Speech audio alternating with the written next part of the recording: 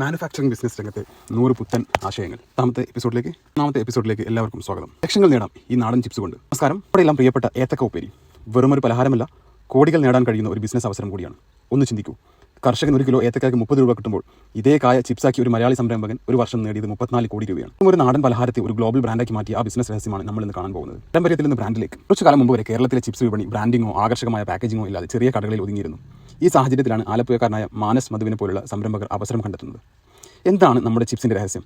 നല്ല പച്ച നേന്ത്രക്കായ, ശുദ്ധമായ വെളിച്ചെണ്ണ, പിന്നെ വറുത്തെടുക്കുമ്പോൾ തെളിക്കുന്ന ഉപ്പുവെള്ളം. ഈ പരമ്പരാഗത രുചിക്കൂട്ട് അതേപടി നിലനിർത്തി അതിന് ആധുനിക സാങ്കേതിക വിദ്യയുമായി സംയോജിപ്പിച്ച് കൈകൊണ്ട് അരിയുന്നതിന് പകരം ഒരേ കനത്തിൽ ചിപ്സ് മുറിക്കാൻ ഓട്ടോമാറ്റിക് മെഷീനുകൾ വന്നു. കാറ്റും വെളിച്ചവും കടക്കാത്ത നൈട്രജൻ നിറച്ച പാക്കറ്റുകൾ ചിപ്സിൻ്റെ പുതുമ മാസങ്ങളോളം നിലനിർത്തി.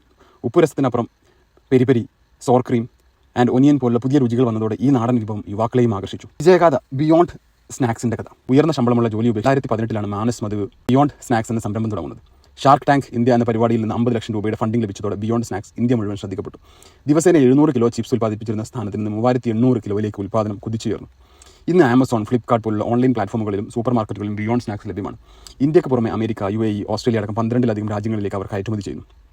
2024 കണക്കനുസരിച്ച് കമ്പനിയുടെ വാർഷിക വരുമാനം 34.1 കോടി രൂപയാണ്. നിങ്ങൾക്കും തുടങ്ങാം.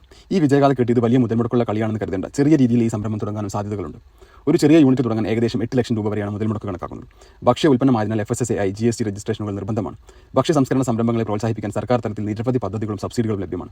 കൃത്യമായി ചെയ്താൽ എല്ലാ ചിലവുകളും കഴിഞ്ഞ് മികച്ചൊരു വരുമാനം നേടാൻ സാധിക്കുന്ന ഒരു ബിസിനസ്സാണിത്. നിസ്സാരമെന്ന് കരുതുന്ന കാര്യങ്ങളിൽ പോലും വലിയ ബിസിനസ് അവസരങ്ങൾ ഒളിഞ്ഞിരിപ്പുണ്ട് എന്നതിന് ഉദാഹരണമാണ് ബിയോണ്ട് സ്നാക്സ്. പാരമ്പര്യത്തിന്റെ പുതിയ കാലത്തിന്റെ സാങ്കേതിക വിദ്യയുമായി ചേർത്ത് വെച്ചാൽ ആർക്കും അത്ഭുതങ്ങൾ സൃഷ്ടിക്കാം. ഈ വീഡിയോ നിങ്ങൾക്ക് പ്രചോദനമായെങ്കിൽ ലൈക്ക് ചെയ്യുക. ബിസിനസ് തുടങ്ങാൻ ആഗ്രഹിക്കുന്ന നിങ്ങളുടെ സുഹൃത്തുക്കൾക്ക് ഷെയർ ചെയ്യുക. നിങ്ങളുടെ അഭിപ്രായങ്ങൾ താഴെ കമന്റ് ചെയ്യുക. ഒപ്പം ഇതുപോലുള്ള പുതിയ ആശയങ്ങൾക്കായി ഞങ്ങളുടെ ചാനൽ സബ്സ്ക്രൈബ് ചെയ്യുക. നന്ദി.